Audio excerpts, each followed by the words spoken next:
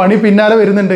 Hi, നമ്മളെല്ലാവരും ചിലപ്പോൾ partner visa cancel ആക്കിയിട്ടുണ്ടാവും, licence അങ്ങനെ തന്നെ എന്താക്കും ഡെഡ് ആക്കിയിടും, അതുപോലെ തന്നെ എസ്റ്റാബ്ലിഷ്മെൻറ്റ് എന്താക്കിയിട്ടുണ്ടാവും ഡെഡ് ആക്കിയിടും. അതുപോലെ നമ്മൾ എന്ത് ചെയ്യും, വാറ്റും കോർപ്പറേറ്റ് ടാക്സ് ഒക്കെ രജിസ്റ്റർ ചെയ്തിട്ടുണ്ടാവും. ഈ എസ്റ്റാബ്ലിഷ്മെൻറ്റ് കാർഡ് എക്സ്പയർ ആയി കഴിഞ്ഞാൽ ഓൾറെഡി എന്താണെന്ന് വെച്ചാൽ നമുക്ക് നെക്സ്റ്റ് ഒരു കമ്പനി തുടങ്ങുമ്പോഴോ അല്ലാന്നുണ്ടെങ്കിൽ നമ്മൾ അതിലിങ്ങനെ ഫൈൻ 100 dirhams എല്ലാ മാസവും നമുക്ക് എന്താക്കും കൂടി വരും. അതുപോലെ തന്നെ വാറ്റ് റിട്ടേൺ ആക്കാനാവുമ്പോൾ വാറ്റിലും നമുക്ക് ഫൈൻ വരും. കോർപ്പറേറ്റ് ടാക്സ് ആക്കട്ടെ പെർ ഇയർ നമ്മൾ റിട്ടേൺ ആക്കിയിട്ടില്ല, അതും ഫൈൻ വരും. പല ആൾക്കാരും ഇത് ശ്രദ്ധിക്കില്ല. വിസ ക്യാൻസൽ ആക്കിയിട്ട് എന്താക്കും, കഴിച്ചിലായി എന്ന് ചോദിച്ചിട്ട് എന്താക്കും എല്ലാവരും ഇരിക്കും. പക്ഷെ പണി പിന്നാലെ വരുന്നുണ്ട്.